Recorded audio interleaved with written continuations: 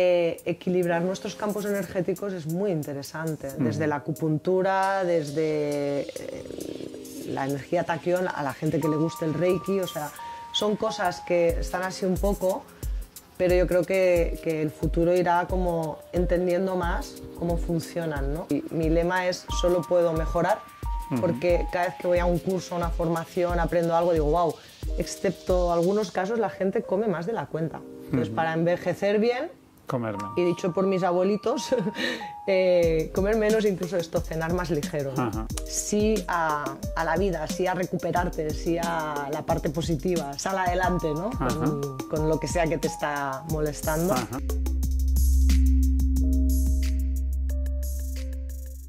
Buenas tardes, Marta, gracias por venir. Vamos a hablar hoy de salud física y mental. Tú tienes experiencia en como fisioterapeuta, como osteópata y has montado una metodología propia. Ahora hablamos de ella, pero empezamos por que me has dicho hace un momento que ya estaba mal sentado. Digo, joder, empezamos bien. A ver, no se pueden tener las piernas cruzadas, ¿no? De base. A ver, yo estoy como tú, como puedes ver, y es un hábito que en general lo hacemos mal, porque esto, bueno, pues genera torsiones en la pelvis. Entonces, claro, lo correcto sería que estuviéramos así, sentados sobre los isquiones, con la espalda a nivel lumbar más bien colocada y pudiéramos mantenernos erguidos, pero no tensos, ¿no? Entonces, tendríamos que tener un poquito de soporte aquí en la lumbar, aquí, ¿de acuerdo? Y de hecho así es como pues, deberíamos estar trabajando y tal.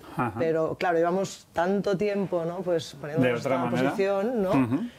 Que el hábito pues lo tenemos. Entonces si quieres y conseguimos estar así toda la entrevista, pues bueno, genial. Si no ya cambiaremos, pero al menos saber lo que tendríamos que hacer. Sí, esto sería lo correcto. Sobre todo notar los dos huesitos aquí, que son los isquiones, y ahí es donde debería ir el peso, y que pudiéramos tener la lumbar apoyada con un cojincito o algo que nos diera un poquito de soporte. Y esto podríamos aguantar, estaríamos ya como en una sesión de oficina trabajando con un ordenador. ¿Aquí podríamos estar horas o se recomienda hacer descansos? Yo recomiendo que la gente se levante cada ratito. O sea, depende del trabajo, mejor no te puedes levantar cada media hora, ¿no? Pero si más no, levantarte un poco, sacar la vista de los ordenadores tan fija, porque también fijar la visión no es muy recomendable.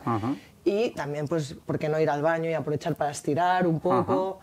Pero, claro, mucho rato estático en esta posición, a la larga también te va a causar alguna tensión. Otro tipo de tensión. Muy bien, pues voy a empezar con dolores musculares así muy prácticos para que nos vayas guiando y luego hablamos también de tu metodología. Pero, por ejemplo, muchas personas sufren de dolor de espalda, de cuello. Entiendo que por malas posturas, ¿no? Por estar muchas horas sentado. O ¿cuáles son las causas principales que te encuentras de gente que te viene y dice me duele la espalda, me duele el cuello? Básicamente hay tres factores. Uno, pues esto, mucho rato en una postura mantenida, que muchas veces no es la adecuada, ¿de acuerdo? O, por ejemplo, gente que no es ya de oficina, sino que están haciendo un trabajo repetitivo pues en una fábrica, cargando, descargando. Pero bueno, básicamente hoy en día casi todo el mundo es más por trabajo de oficina, de ordenador. Después hay otro tema y es el no moverse. No solo la mala postura, porque tú puedes estar mal colocado, pero luego te mueves y el cuerpo un poco se vuelve a poner todo en su sitio, ¿no? Entonces, no solo estamos mucho rato en la oficina con malas posturas, fijando la vista, sino que también no nos movemos lo suficiente después. Y después hay otro tema y es el estrés. No es lo mismo estar en casa leyendo, tumbado, relajado, que estar en el trabajo así contestando. Entonces eso también influye mucho en el tema dolor, porque vas a generar una carga, una tensión extra más allá de la postura. O sea, es postura, no moverse en intervalos entre medio y el estrés. El estrés. Y luego también que vamos perdiendo músculo. Nos movemos menos, perdemos masa muscular, entonces, bueno... Hay que hacer ejercicios de fuerza también. Ejercicio en general. En general. En general. Recomendaciones para gente que le duela la espalda y el cuello por esto que estamos hablando, ya sea por estrés, por estar sentado demasiado tiempo sin hacer nada de ejercicio. ¿Cuáles son las recomendaciones primeras básicas para principiantes? Yo la básica es muévete. Muévete 2-3 veces a la semana. no hace falta realizar un deporte de super nivel, es muévete, ¿no? La gente dice, yo ando, sí, pero andar no cuenta. Andar no cuenta, vale. Mínimo, Está bien. pero claro, andar es nuestro medio de locomoción, o sea, eso no es hacer ejercicio, ¿vale? Sí que, claro, andar es súper recomendable, no quiero decir que dejes de andar, todo lo contrario es, pero andar no es suficiente, ¿vale? Entonces hay que hacer algún tipo de práctica, ya sea de estiramientos, de yoga, de pilates, de natación, sal en bici, ves al gimnasio, o sea, dependiendo de cada persona y de sus necesidades, pues recomendaremos más un tipo de ejercicio de otro, ¿no? Pero moverse hasta bailar, hay pacientes que les digo, ¿te gusta bailar? Pues ves a bailar, ¿no? Entonces hay que moverse para recordarle al cuerpo otros rangos de movilidad que de estar así pues se van perdiendo, ¿no? Entonces, moverse, agacharse. También hay gente que dice, yo limpio en casa, vale, me vale bien, pero no es suficiente, ¿vale? Una disciplina u otra 2 o 3 veces a la semana. ¿Y qué es importante en esas disciplinas? Entiendo, ¿hay que hacer algo de fuerza, aunque no sea estar en un gimnasio haciendo fuerza? ¿O qué cosas son importantes, más allá del caminar, como dices? A ver, lo básico sería hacer un poco de fuerza, un poco de cardiovascular, un poco de estiramientos. Entonces, claro, a lo que voy, como vamos todos con falta de tiempo, pues hay gente que sí o sí tiene que estirar. Hay gente que, y más se está viendo cada vez más en paciente más adulto, que se recomienda el trabajo de fuerza pues para el tema de la osteoporosis, en las mujeres posmenopausia, en paciente oncológico, o sea, el trabajo de fuerza ahora está muy en auge porque hay muchos estudios que demuestran los beneficios que tiene, ¿no? Pero claro, depende de si tú eres una persona que tienes un daño ya, algún tipo de lesión, y te pones a hacer un trabajo de fuerza sin supervisión, quizá va a ser más malo el remedio que la enfermedad, ¿no? Entonces, en general, un poquito de fuerza, si tienes la posibilidad de que te digan a qué nivel estás mejor. Hacer, sí. Pero una clase de estiramientos global nos viene bien a todos. Luego, pues claro, hay que afinar ahí dependiendo del gusto de la persona, las patologías que pueda tener de base, ¿no? Entonces, no a todos nos va bien lo mismo, pero uno ya más o menos ya sabe lo que le va bien. Lo que pasa es que no le gusta muchas veces. Da pereza. Sí. ¿Y el cardio en qué aspecto es importante también? Porque has dicho fuerza, estiramientos y cardio, El ¿no? cardio es súper importante porque cada vez tenemos más patología cardiovascular, ¿vale? Entonces no hay que esperar a tener la patología para trabajar la parte cardiorrespiratoria. Entonces, el cardio es acelerar las pulsaciones, hacer que aumente el riego sanguíneo, aumentar tu capacidad respiratoria. Entonces tú puedes hacer cardio nadando, en la bici, haciendo un poco de elíptica, y sí es verdad que si eres una persona que te gusta mucho caminar y vas por la montaña y haces subidas y bajadas, ahí también estás haciendo tu cardio, ¿no?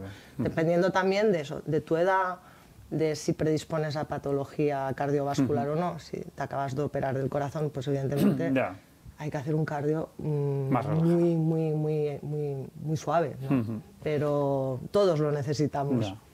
El otro día escuché en un podcast, porque esto que dices, ¿no? Que luego nos da pereza. Ya todo el mundo es como voluntad del 1 de enero, ¿no? Todo el mundo se quiere apuntar al gimnasio, no sé qué, voy a hacerlo, tal, y luego pasan 2 semanas y ya no vas y te has gastado el dinero y tal.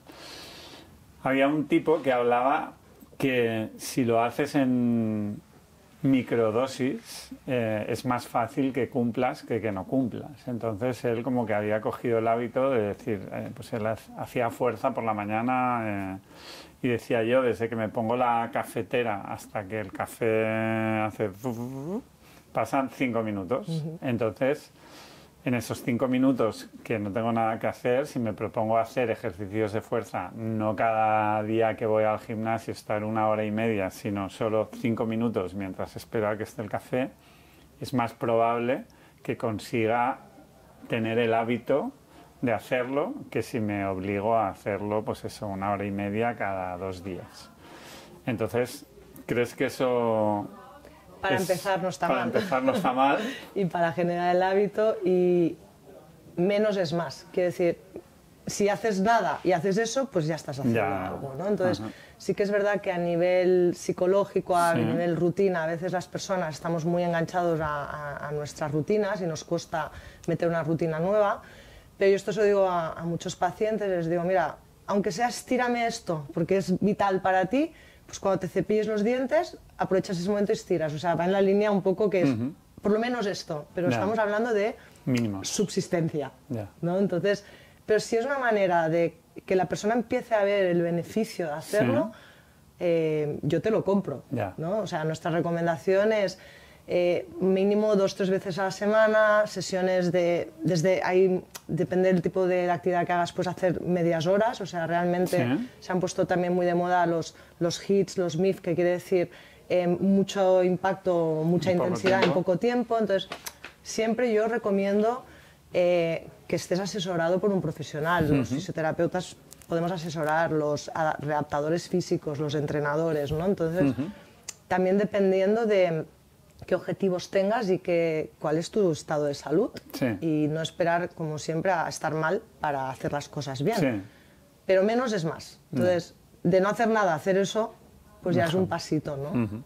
Y si haces 2 o 3 días a la semana, digamos que si hablabas antes de fuerza, estiramiento y cardio, sería una cosa cada día de esos 3 días a la semana o tendrías que repetir varias. A ver, puedes hacer uno de cada, o también puedes decir, mira, el día que hago cardio, cuando acabo el cardio estiro, por ejemplo. Entonces ya lo puedes hacer 2 veces, porque en 2 veces cardio y estirar. Claro, y un día de fuerza, puedes hacer un día de fuerza o 2 días de fuerza. Insisto, yo no soy readaptadora física, soy fisio y todo, pero toda esta parte del entreno y de la actividad física, hay gente que sabe un montón y a lo mejor dirá, no, pues hay que hacerlo así.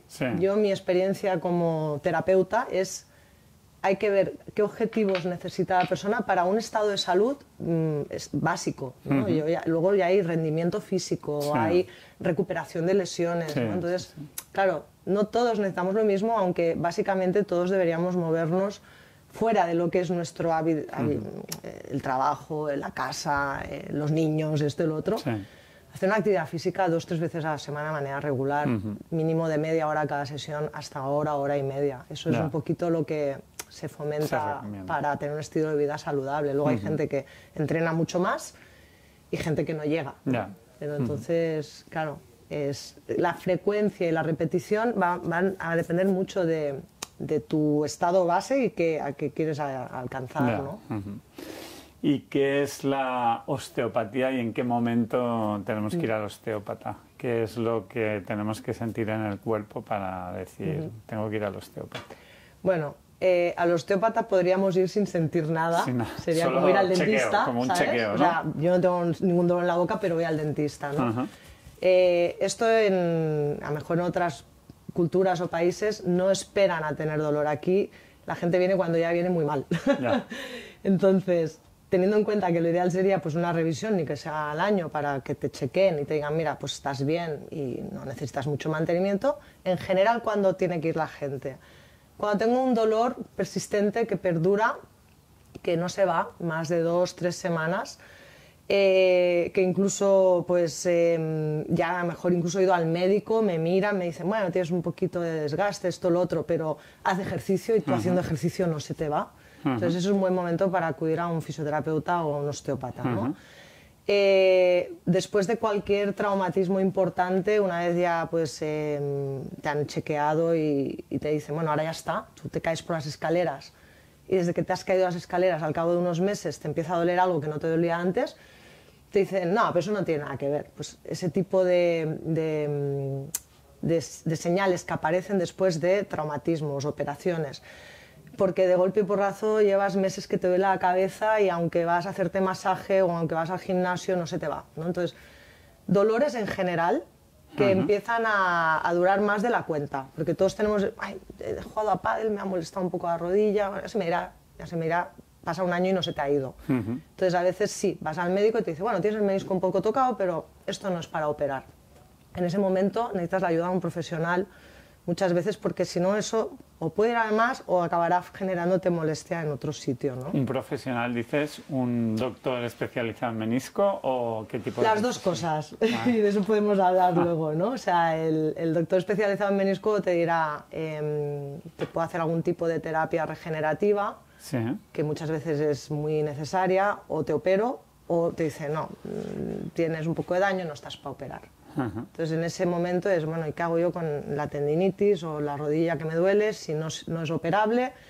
Y me dicen que me tome antiinflamatorio, pero claro, me tomo antiinflamatorio y no se me va, ¿no? Ahí es donde te puede ayudar un osteópata, un fisio, incluso pues esto, un readaptador físico con la parte más de ejercicio adecuado. O sea, tanto si has ido al médico como si no, cuando tienes un dolor permanente, habitual, es recomendable que te visite alguien. Y luego hay opiniones, digamos, de lo mismo diferentes dentro de los doctores. Entonces, ¿cómo decides qué es lo que hay que hacer? Yo, por ejemplo, tengo un trozo de menisco o algo así aquí, como una fisura, que hubo un tiempo que me dolía. Entonces fui a 2 médicos diferentes especializados en deporte y demás. Entonces hubo uno que me recomendó operarme. Dice, bueno, si quieres seguir corriendo en la montaña y tal, pues opérate, esto dentro de 15 años pues igual hay que hacer algo, pero dentro de 15 años la tecnología habrá avanzado tanto que ya pues no te pasará nada y tal. Y en cambio había otro, que los dos son 2 doctores reconocidos, exdeportistas y demás, ¿no? Y el otro me dijo, mira, yo tengo los 2 meniscos rotos, juego al pádel ahora, dice, pero juego cuando no me duele o lo que puedo. Entonces, si de repente juego 5 días seguidos a la semana y me duele, pues tengo que parar. Pero yo no me he operado. Y me dijo, si no te ganas la vida con esto, me dijo, si te ganaras la vida con esto, pues te recomendaría operarte. Pero si no te ganas la vida, pues puedes seguir o no mi ejemplo. Pero yo me dedico a esto y me dedicaba al deporte, me ganó la vida con eso. Entonces, claro, ahí la persona que no sabe, porque es como ir a que te arreglen el coche, ¿no? Porque no tienes ni idea, dices, bueno, ¿y qué hago? Mi respuesta va a ser larga. Bueno, pues venga, para adelante. Bien, precisamente por eso llevo 30 años dedicándome a la salud. Empecé como fisioterapeuta, he trabajado en centros hospitalarios, con médicos y también luego con la osteopatía amplié mi visión, ¿no? Mira, yo siempre a la gente les digo, pide 2 o 3 opiniones, ¿no? Pero ¿a quién voy primero? Pues va a depender mucho de tu bagaje. ¿Qué quiero decir? Yo tengo pacientes que me vienen con cosas a la consulta, pero has ido al médico, pues si estás con una infección de riñón, yo no te puedo solucionar esto, ¿no? Entonces, de gente que me viene a mí directamente y soy yo que los filtro al médico, a gente que va al médico y que los pasa al fisio, ¿no? O sea, cada vez más hay esta derivación porque cada vez más los profesionales sabemos que a lo mejor nuestra herramienta no es la más adecuada o la única y podemos hacer una derivación. Entonces, si tienes la suerte de ya ir a cualquier profesional que conoce otras disciplinas y que de alguna manera ya te sabe derivar, pues ahí ya no vas tan perdido, ¿no? Eso es un poco lo que cada vez va pasando más, que es que los profesionales tenemos más claro a quién derivar y cuándo, ¿no? Por otro lado, el tema de, bueno, ¿a cuál voy primero? Yo hay gente que me viene a mí primero, pero igualmente les hago ir al médico. Pero que te hagan una resonancia o que te hagan un diagnóstico médico. ¿Por qué? Porque el diagnóstico médico nos va a poner un marco de qué grado de lesión tienes en el tejido, ¿no? Pero luego también, que esto es un poco lo que hago y lo que venimos haciendo en el proyecto que arrancamos hace 2 años, es vamos a considerar todos los aspectos, porque a lo mejor el menisco te duele, pero ese menisco está roto desde hace 4 años. ¿Por qué te está doliendo ahora? ¿Te está doliendo porque te has entrenado más? ¿Te está doliendo porque te faltan plantillas? ¿Te está doliendo porque has tenido un estrés enorme y eso se refleja en tu cuerpo? ¿Te está doliendo porque te faltan minerales, vitaminas, porque tienes un problema intestinal y esto no estás absorbiendo? ¿Vale? Entonces, no todo es la operación. Yo siempre digo, cada profesional te va a dar una respuesta y una solución en función a su experiencia, a qué herramientas maneja y a los resultados que ha tenido en general, ¿no? Pero ahí está donde nosotros como pacientes tenemos la responsabilidad también un poco de decir, bueno, me han dado esta respuesta, voy a investigar un poco más, o no, me lo ha explicado también, lo entiendo también, que me opero, ¿no? Entonces, las diferentes opiniones van a estar muy basadas en la propia experiencia del profesional. pero también el poner en contexto desde cuándo te duele, qué calidad de vida tú estás perdiendo porque esto te está doliendo, si te quieres dedicar profesionalmente. Entonces, tú a lo mejor con la misma rotura puedes no operarte y cambiar tu actividad física y hacer un tipo de ejercicios que te estabilizan, te pones unas plantillas o empiezas a hacer otro tipo de deporte, y otra persona le está afectando tanto a su calidad de vida y no quiere dejar de hacer esa práctica deportiva que se va a operar. Entonces, cada caso hay que evaluarlo pues, de una manera más amplia, ¿no? Que es un poco lo que yo promuevo, el vernos un poco más en todos los aspectos para precisamente decidir cuál es la terapia o el camino más adecuado. Entonces, ¿cómo sabes si tienes que ir a un centro como el mío, a un médico? Es que yo te diría, vas a acabar yendo a los dos. A los dos, bueno. Porque es lo correcto, ¿sabes? Háblanos del método que dices que engloba todo, que lo montasteis hace 2 años, ¿no? Sí. Se llama NAM. Vale, que viene de... NAM viene del árabe, que quiere decir sí, ¿vale? Tiene un apóstrofe en medio, pero la historia es que mi socio con el que monté el centro, que había vivido en Tailandia, le gustaba Nam, con Na, que quiere decir agua, ¿no? Pero bueno, por un tema de que estábamos con el nombre, al final llegamos a Nam y nos gustó porque cuando vimos lo que quería decir, que quiere decir sí, vibraba mucho con nuestra iniciativa de sí a la vida, sí a recuperarte, sí a la parte positiva, sí a sal adelante, ¿no? Con lo que sea que te está molestando. Entonces el proyecto arranca porque Maxi, mi socio, era paciente mío, y yo le ayudé a hacer una transformación de su estado de salud general en un tiempo récord. Entonces él, a partir de ahí, dijo, pues yo quiero hacer esto con más gente, y me propuso montar NAM. ¿Y estado de salud en general? ¿Te refieres físico-mental, físico o a qué te refieres? Pues me refiero cuéntanos a todo. un poco qué quiere decir eso. Vale. Las personas, el ser humano, tenemos diferentes niveles, dimensiones o aspectos, ¿no? Que se pueden resumir en 3, ¿no? Cuerpo, mente y emoción. Pero eso se subdivide, ¿no? Pues la parte cuerpo es la parte física, aparato locomotor, pero también es la parte orgánica, ¿no? El intestino, el hígado, el corazón, a nivel cardiovascular. Y la parte pues, mente es pues, bueno, toda esta parte que se refiere al cerebro en sí, pero también a la parte de estrés y todo esto.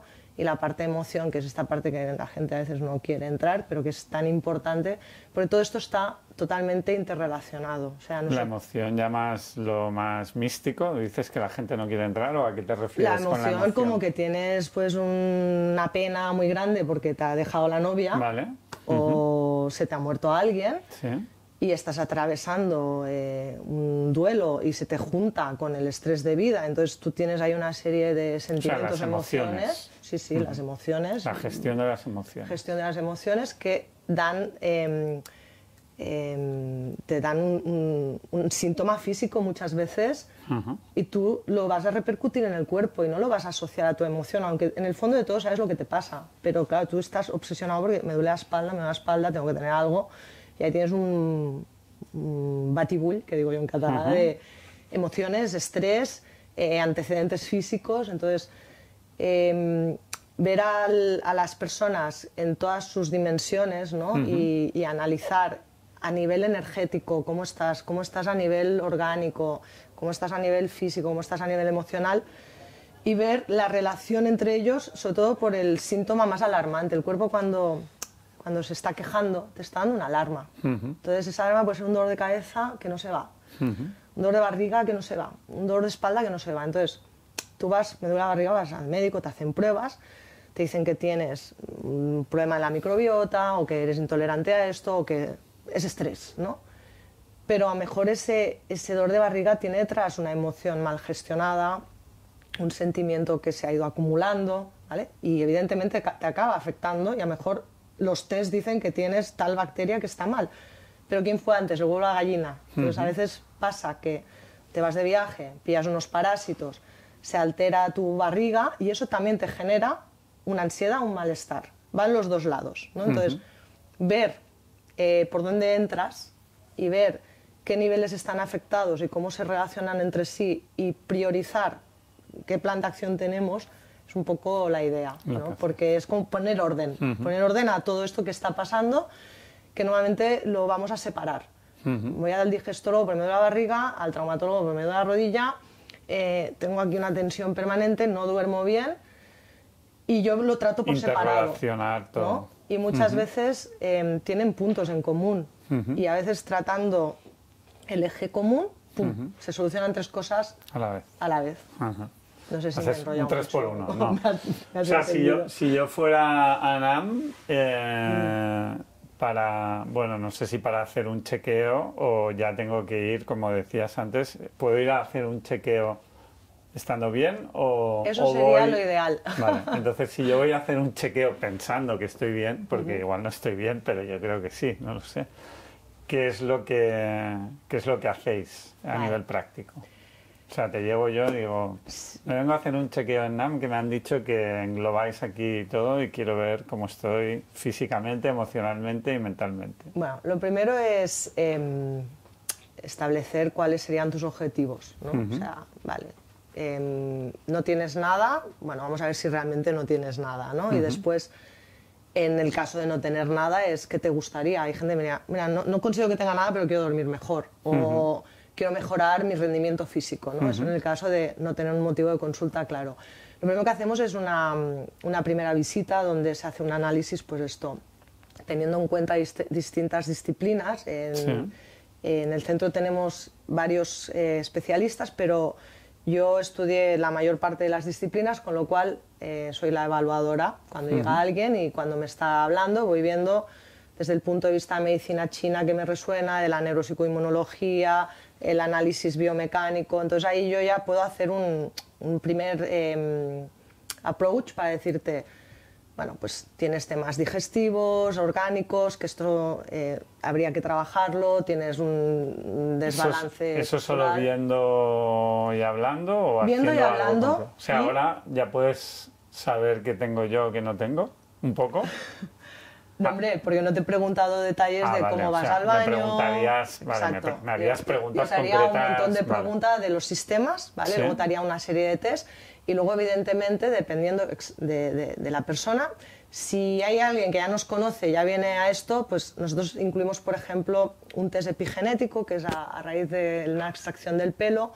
Vemos a nivel celular qué está pasando, ¿no? Entonces, cómo está tu sistema inmune, cómo está tu sistema cardiovascular, si te está afectando la radiación, si tienes metales pesados, cómo están tus parásitos. Esto es un test que a nosotros nos ayuda un poco a nivel celular y a nivel orgánico ver dónde estás, ¿no? Y esto se compara con tu sintomatología. Si, por ejemplo, a mí en el test me sale que tienes metales pesados y tu clínica, que son tus síntomas, tú a lo mejor no lo tienes presente, pero yo te iré preguntando cosas, me confirman que tienes sintomatología, pues ya sabemos que por ahí hay un tema de detox, ¿no? Que hay que eliminar, que tu cuerpo no está siendo capaz de eliminar y eso seguro, si no está dando síntoma, lo dará en breve, ¿no?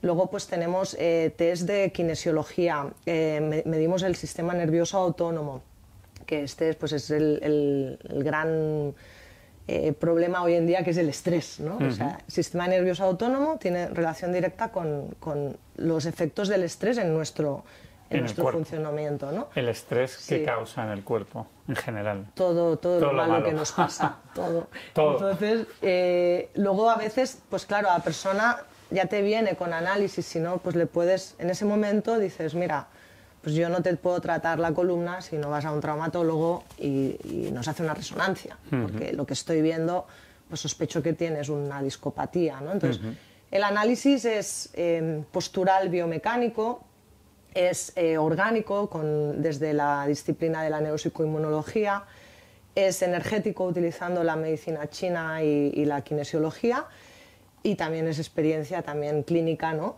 Y ahí podemos añadir test como test genéticos, epigenéticos, pruebas complementarias que ya puede traer el paciente o que se le piden, ¿de acuerdo? Y a partir de ahí pues se hace una propuesta de, por ejemplo, tú a lo mejor ya comes súper bien, no tienes problemas digestivos, y entonces podemos determinar, vale, cuáles son las áreas principales en ti, ¿no? Pues el área física o biomecánica o la parte más emocional.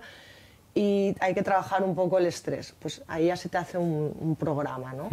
Pero normalmente es una visita, una entrevista, donde pues de todas las disciplinas que utilizamos, ya tenemos una manera de preguntar que nos habla por sistemas, ¿no? Sistema hormonal, sistema digestivo, en el caso de las mujeres, pues la menstruación, qué tal duermes, cómo te recuperas de las lesiones y sobre todo, tu historia de vida. ¿Qué te pasa? ¿Qué te ha pasado? Que tú puedes venir con un problema de rodilla, pero tenemos que ver tu contexto también, ¿no? Entonces... Y con la conclusión, después proponéis un tratamiento, un programa, un programa ya sea por objetivos o por fases o a mejorar el síntoma. Un programa en cuanto a lo que tú, bueno, el paciente te dice que le gustaría hacer, lo que decías hace un momento, o en base a que habéis detectado algo que le falla o que no tiene tan bien como se pensaba, que coma diferente. Claro, esto es muy importante y está muy bien que me lo preguntes porque, claro, si tú me vienes a ver porque te duele la espalda y yo te paso a nuestra compañera especialista en nutrición y neuropsicoinmunología, y como me he pasado alguna vez con algún paciente, pero Marta, si a mí, ¿por qué me quitas el pan si lo que me ven son las piernas, ¿no? Y yo decirle al paciente, bueno, porque te he hecho el test, te sale que tienes el gluten, Entonces, este paciente no entender por qué yo le quitaba el pan hasta que se va de vacaciones, come de todo y le vuelven a doler las piernas. Entonces, a veces nosotros podemos hacer un planteamiento, pero sobre todo es muy importante que tú entiendas esa relación de esos sistemas. Entonces, también a veces el paciente dice, no, mira, yo ya con mejorar la espalda ya tengo bastante. Bueno, entonces nosotros le ofrecemos un tratamiento más completo y le recomendamos una recuperación más integral, sobre todo por la explicación de que pues, tu intestino inflamado te puede estar dando un dolor aparentemente mecánico y tú no ves la relación, pero mi trabajo es que la veas. Y sobre todo, si me haces caso y lo pruebas, entonces cuando verás que sí que hay relación, ¿no? Entonces, claro, al final tengo pacientes que me dicen, bueno, es que ya os he probado a todos, y bueno, de eso se trata.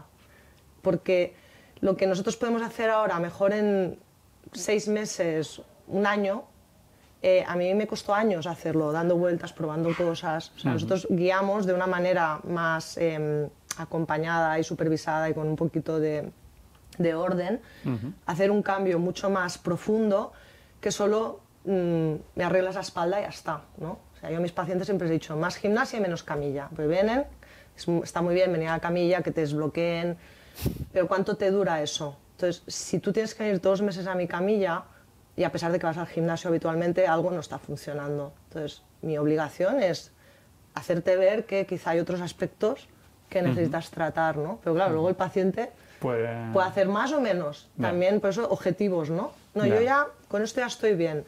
Y a lo mejor yo veo que hay un tema emocional y se le sugiere, pero la persona no quiere entrar, pues no entra. O sea, el nivel de bienestar también lo decides tú. Si quieres ir más allá o a veces dices, mira, ahora estoy bien, pues a lo mejor de aquí 2 años vuelves. ¿Por qué? Porque ves que quieres trabajar otro aspecto, ¿no? O sea, para mí la salud es un camino, no hay que correr, pero cuando dices, bueno, yo no me encuentro bien y quiero encontrarme bien, ¿qué tengo que hacer? Pues a mí hay que hacer varias cosas. No cruzar las piernas. Como yo las he acabado cruzando. Mira, a veces, qué mal lo estoy haciendo. Vale, pues yo he ido, más o menos está todo en orden, igual me propones algún cambio alimenticio y tal. Pero digo, mi objetivo es, ya yo tengo más de 50 y quiero estar con buena salud física y mental el tiempo más largo posible de lo que me quede de vida. ¿Qué me recomiendas hacer para llegar a más viejo con buena salud mental y física? Vale. ¿Qué programa me harías? Bueno, primero de todo, revisar tu alimentación. ¿No? Sí. Y ver que no tengas cosas de hábitos que nos gustan a todos que te pueden ir en contra, ¿no? Los tengo, a ver, empieza a saltar que ya seguro. Bueno, yo recomiendo enormemente reducir el alcohol o dejarlo, ¿no? Una cosa es que tomes de vez en cuando, pero el alcohol nos oxida, nos estropea. Entonces la gente te dice, bueno, una copita de vino, bueno, una copita de vino sí, pero si puedes evitarlo o reducirlo mucho o que sea de consumo realmente muy puntual, mejor, ¿no? Fumar. Fumar casi que lo tendría que haber dicho antes que el alcohol, ¿no? Fumar es, a nivel vascular es bastante malo, ¿no? Y tener una alimentación lo más natural.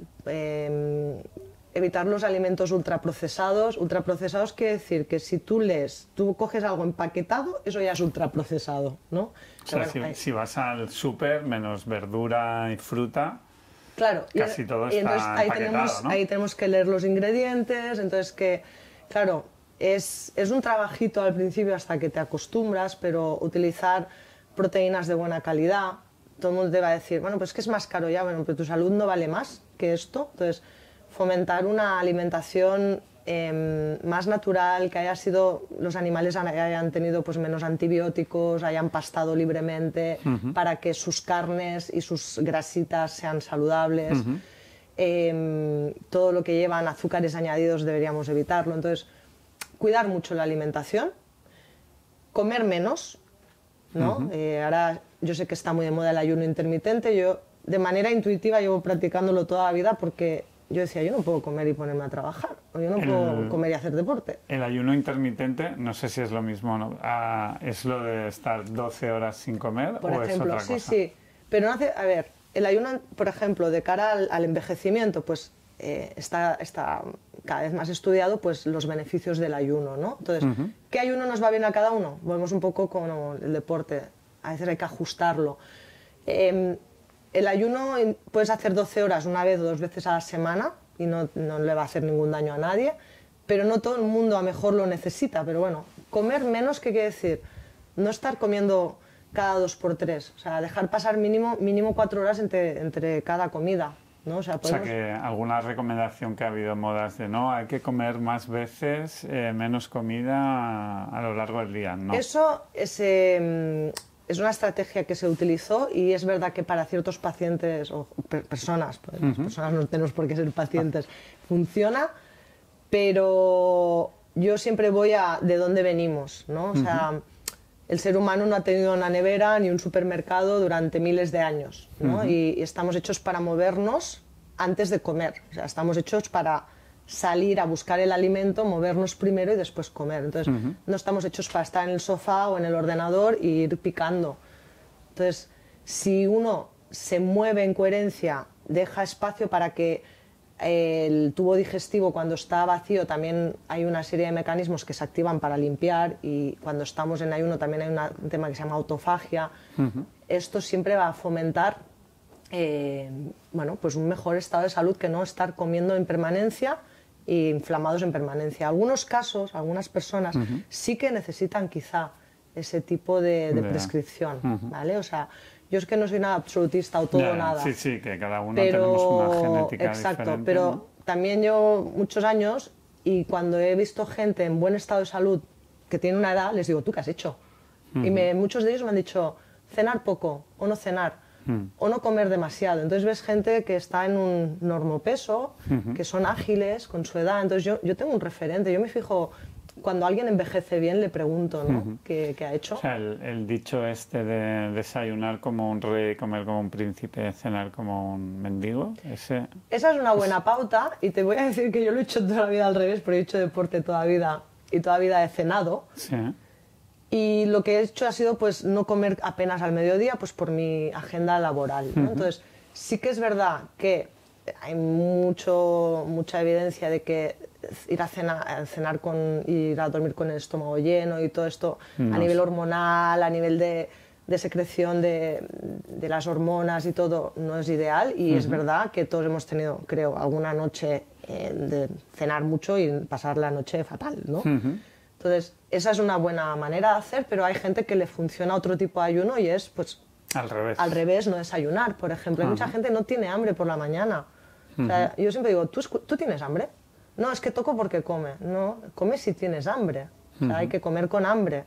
Entonces, claro, depende de tu actividad, de a qué hora te levantes, a qué hora te acuestes, pues los timings de la comida van a depender. En teoría, deberíamos comer en las 12 horas después de habernos levantado, ¿no? Si te levantas a las 7, pues hasta las 7 de la tarde, pues Eso es aproximado, ¿eh? Sí, sí, más o menos. ¿Y comer 3 veces en el Yo día? a la gente le digo, come 3 veces al día, no te hace falta comer más. Ahora, eres un adolescente, una persona súper deportista, estás porque te estás recuperando de algún tipo de intervención y tienes hambre, pues come en medio, pero ha pasado ya 4 horas desde que has comido. Si tienes hambre a las 4, al cabo de 2 horas de haber comido, es que no has comido bien, es que no has hecho un buen equilibrio, ¿sabes? Entonces, o te está faltando proteína o te está sobrando carbohidrato, entonces, claro, no, la gente a veces te dice, no, es que si no me mareo, no, nadie se va a caer si estamos sobrealimentados. Entonces... Pero sí que es verdad que entiendo, ¿no?, que gente que hace deporte no es lo mismo que alguien que no lo haga, ¿no? A nivel de alimentos, digo, porque yo, por ejemplo, imagínate, si corriese 10 kilómetros cada día y quemo 1000 calorías y hay otra persona que no lo hace, ¿se supone que yo tengo que comer más para recuperar esas calorías o no? En principio tú tienes más gasto calórico y seguramente tendrás que comer más, pero no, a veces lo que pensamos en comer no es voy a comer más pasta, más carbohidrato, no, a veces tienes que comer más proteína, ¿vale? Entonces, también es qué recurso estás utilizando. Evidentemente, si tú estás haciendo una actividad de larga duración, necesitas ir teniendo glucosa, ¿no? Entonces, por eso no podemos decir esto sirve para todo el mundo, pero sí que incluso entrenando, tú no tienes por qué estar comiendo 5 veces al día, ¿vale? O sea, sí, puedes seguir comiendo 3, pero exacto, de lo que una tienes que manera ver adecuada, ¿no? que en total, en equilibrio, tengas la cantidad de carbohidratos que vas a necesitar. Y luego hay otro tema, y es que cuando hacemos deporte en ayunas, también utilizamos otra ruta, que es la beta-oxidación, ¿no? Ya te digo, esto ya es muy general, pero en general, excepto algunos casos, la gente come más de la cuenta. Entonces, para envejecer bien, comer menos. Y dicho por mis abuelitos, comer menos, incluso esto, cenar más ligero, ¿no? Y ayunar al menos 12 horas de al vez en día, cuando, si no se hace puede. falta que sea cada día, pero también darle un descanso al aparato digestivo. Pero bueno, lo que decías, si eres capaz de cenar a las 7 y empezar a despertarte a las 7 y desayunar a las 7, 8, ¿no? Esas Ideal, 12 horas. Ideal. Fíjate, en los países nórdicos cenan antes que nosotros, ¿no? ¿Y eso se puede hacer cada día o es recomendable, si tú coges el hábito de desayunar a las 7:30, comer a las 12:30 y cenar a las 7, hacerlo todos los días hasta que seas viejo es algo recomendable? A ver, ahí ¿Qué hay pasan varios 12 temas. horas? Tú, si tu rutina te mantiene tus niveles energéticos bien, te notas bien, que no tienes bajones energéticos, no pierdes más peso de la cuenta, funcionas bien, te recuperas bien de tus lesiones musculares, duermes bien, tu rutina te está funcionando. ¿Para qué la vas a cambiar? Sí que es cierto que en cuanto a un tema que se llama flexibilidad metabólica, a veces someter al cuerpo a cambios, ¿no? De pasar un poco más de frío o hacer un ayuno o estas cosas, a veces pequeños cambios en momentos concretos que se busca eso, rompes un poco que el cuerpo se acostumbre, ¿no? Entonces, sí que por un lado necesitamos unas rutinas, pero de vez en cuando pequeños estreses buscados y con un objetivo también se utilizan. Pero al final la gente lo que solemos es tener una rutina que nos funciona. El tema es si realmente te está funcionando, ¿no? Y ahí lo vas a ver en cuanto a dolor, calidad del sueño, energía, capacidad de hacer deporte y de recuperarte del deporte, cómo estás mentalmente. Porque claro, si tú resulta que estás comiendo menos de lo que toca, pues a lo mejor a corto o largo plazo tendrás alguna sensación que a lo mejor no identificas inmediatamente, ¿no? Y si ese ritmo es el tuyo adecuado por tu secreción de hormonas y todo, tendrás un sueño de calidad, te despertarás bien, no tendrás, necesito comer, que me da un bajón aquí de azúcar. Esos son signos de que nuestra rutina es buena. Cuando, oye, mira, tendría que haber comido ya a las 12:30, no he tenido tiempo y no me estoy muriendo de hambre. O sea, tengo que poder incluso un día no comer a mi hora habitual y que no pase nada y hacerlo puntualmente y que no sea un desbarajuste de me da sudor, me mareo. Entonces, quiere decir que la rutina que vas llevando es buena porque para un día no la puedes sostener, pero tu cuerpo va a funcionar igual. No fumar, alcohol, nada, Menos, muy poquito, sí. comer sano, no ultraprocesados, intentar hacer ayuno y evitar el dulce, digamos. El dulce saludable, la fruta, el dulce que es propio de los alimentos en sí, sí. Y claro, a quien no le gusta el dulce, ¿no? El dulce al final es glucosa. Si tú luego no tienes picos de insulina, no tienes avidez de seguir comiendo dulce, o no tienes síntomas, yo por ejemplo el dulce me sienta fatal, entonces me pongo a sudar. Si tú no tienes síntomas... ¡Qué suerte! Yo quería ser pastelera y mira, me dediqué a osteopatía porque me sentaba mal el gluten, el lácteo y el azúcar. Yo tengo la norma del 80-20, ¿no? Si tú vas a un cumpleaños y no te sienta mal, no te da dolor de barriga, no te da luego ese pico de uff, me ha dado un subidón y luego me da un bajón, pues un poco de azúcar moderadamente y de, evidentemente, la mejor calidad que puedas tener. Si no, al final el cuerpo va a metabolizar ese azúcar. Igual que un plato de pasta lo va a metabolizar en ese azúcar, al final, el pan, la pasta. Entonces, el tema son los picos, ¿no? de azúcar. Un chute de azúcar, cuando tu sistema está bien y eres una persona que no tiene sensibilidad y funcionas, pues no pasa nada. ¿Qué pasa? Fíjate que con los años la gente cada vez le sienta peor el azúcar. Y entonces tenemos el problema de la prediabetes o...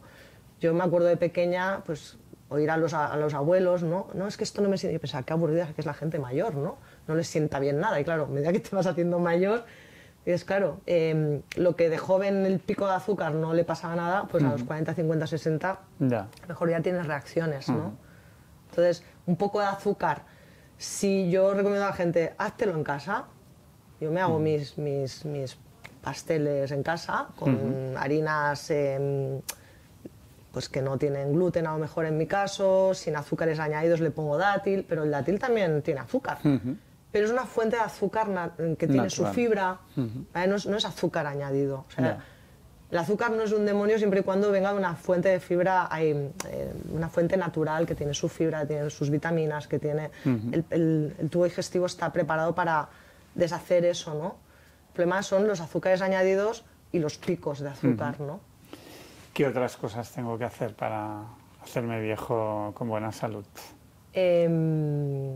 Hacer actividad física regular, adecuado a tu edad. Antes. Si tienes el menisco cascado y sigues corriendo por la montaña y sigues irritando, pues seguramente tarde o temprano te van a operar. Pero si haces una actividad física adecuada, lo que decíamos, cardio, más mayores nos hacemos, pues más tenemos que tener el cardio, fuerza, muy importante también, y mantener la movilidad, el rango de movilidad. Entonces es lo que decíamos, esos tres, las ¿no? tres cosas. Movilidad, estirar, fuerza y cardio. Si dices, bueno, pues un día de cada o... Un día hago cardio y estiramientos y 2 días fuerza, pues está, ¿sabes? Si haces 4 días a la semana... O sea, si tú te mueves cada día, ni que sea media horita, y haces algo cada día, de media horita, también vas a envejecer mejor. Y luego también... ¿Qué otras cosas? Sí, es muy importante las relaciones humanas. Eso te iba a preguntar. Muy, muy importante, ¿no? Las personas, necesitamos a las personas.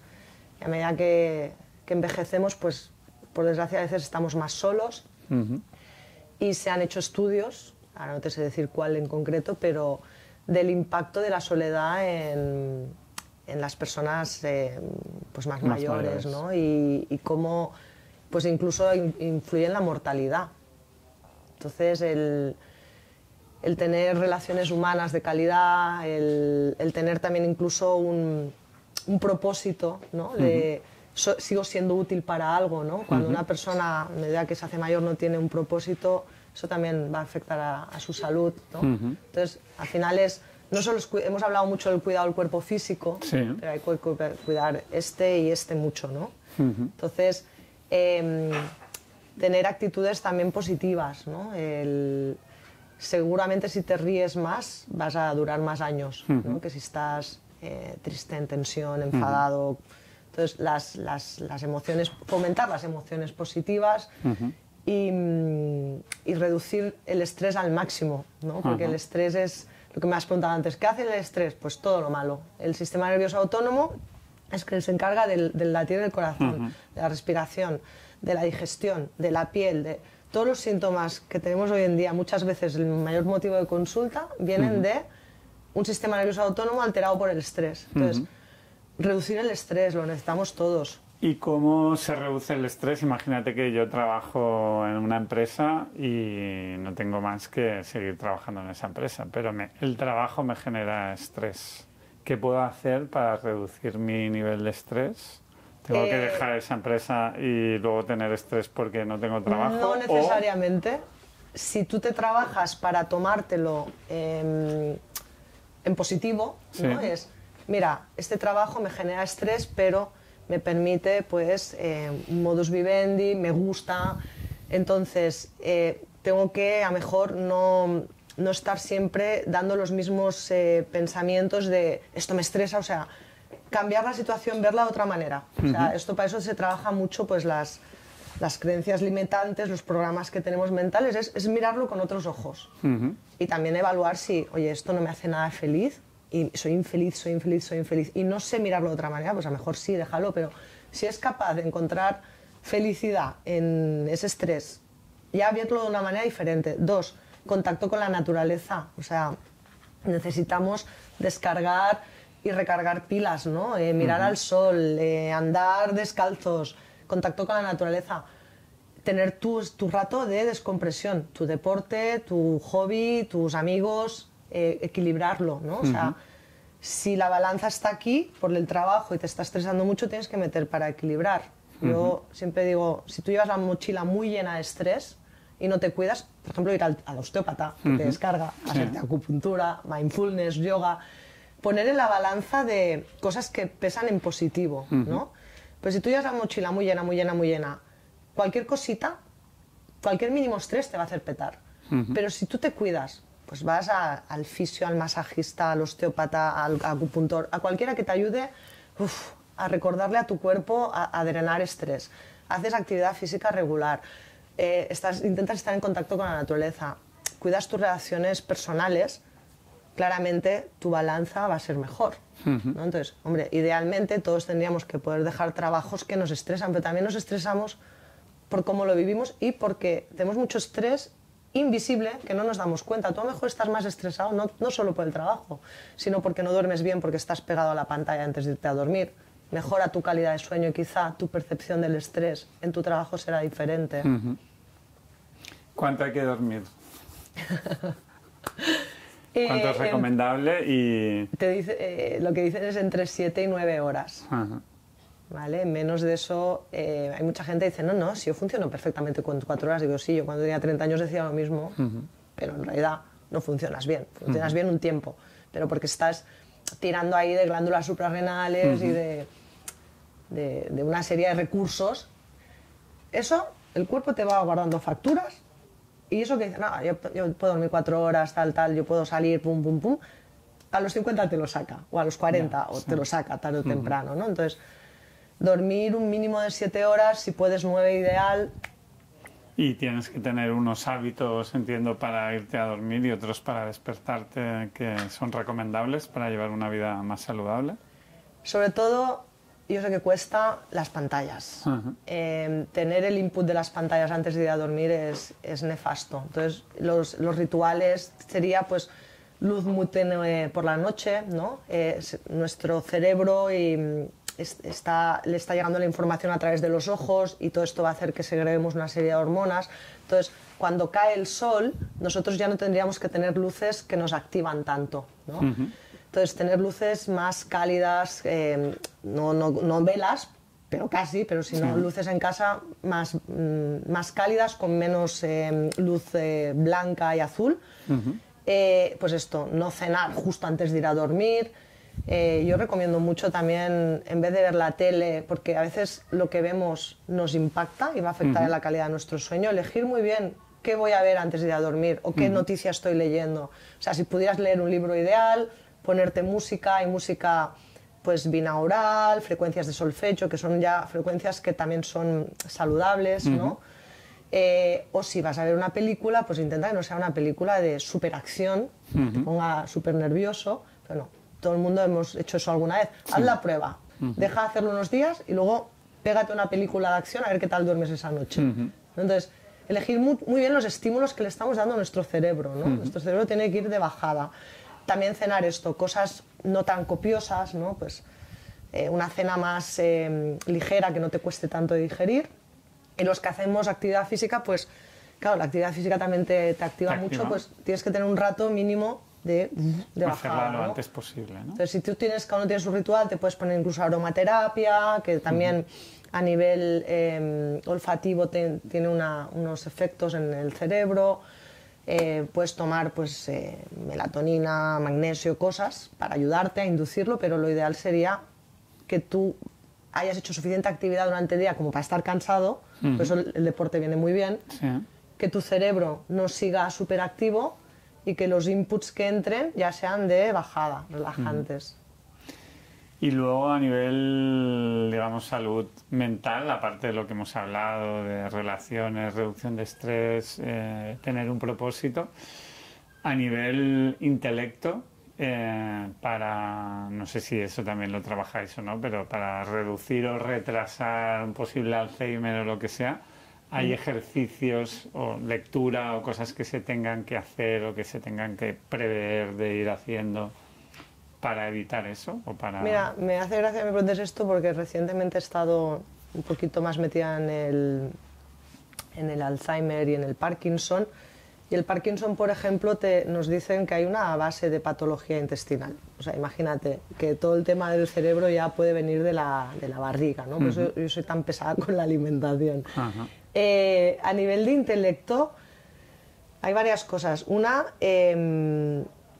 no sobrepensar, ¿no? O sea, no estar enganchados todo el día a sobrepensar.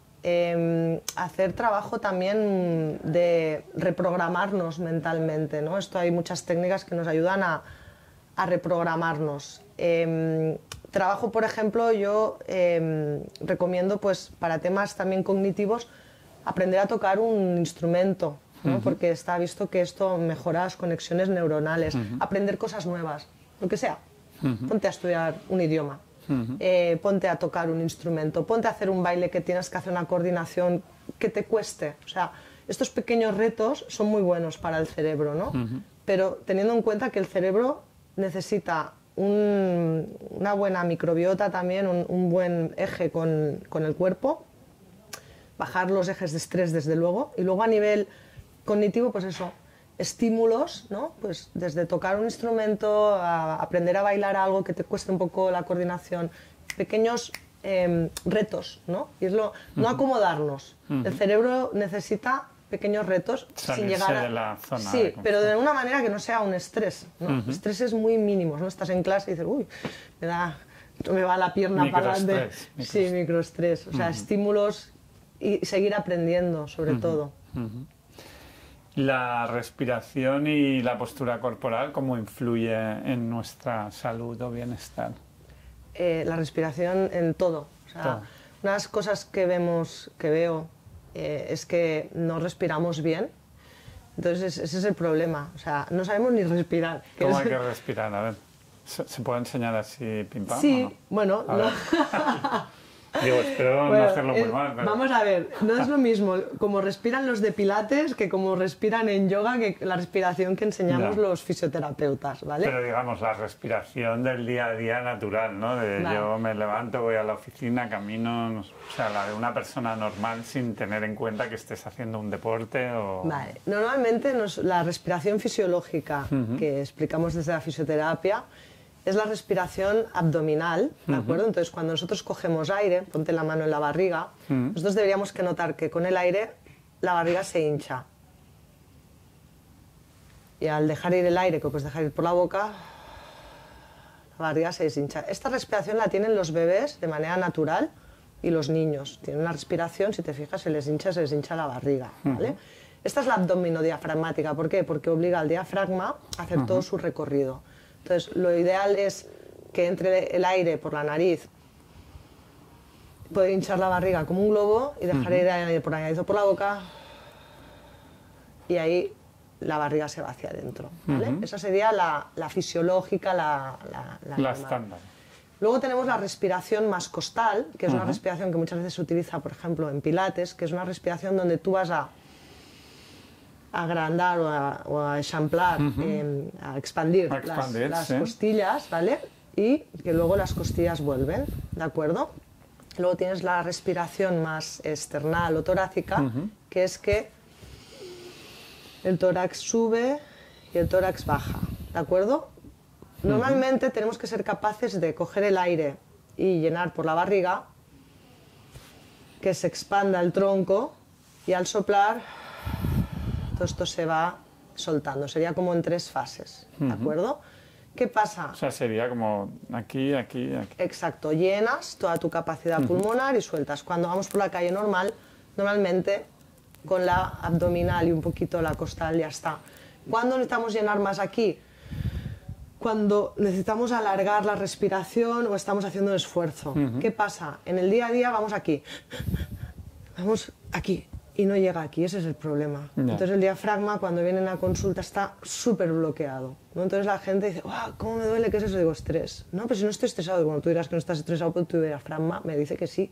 Entonces, no, es que has normalizado respirar mal. Entonces, fíjate que cuando alguien se relaja o tiene como un momento de soltar algo, suspiramos, ¿no? Y en ese... esos suspiros, que a veces tendríamos que hacerlos expresamente, nos ayudan a soltar. Y cuando nosotros suspiramos, notamos que llega hasta aquí abajo y salimos de este patrón aquí arriba, ¿de acuerdo? Entonces, ¿qué pasa? Es un bailarín o un deportista, o depende qué hagas, tú puedes tener esto contraído y respirar aquí arriba, ¿no? Pues al final los corredores y tal también acabáis utilizando, me has dicho que corrías, ¿no? Sí, sí. Aquí arriba. Pero cuando estamos en una clase de yoga o nos estamos relajando, vamos a necesitar que la barriga también se mueva, ¿no?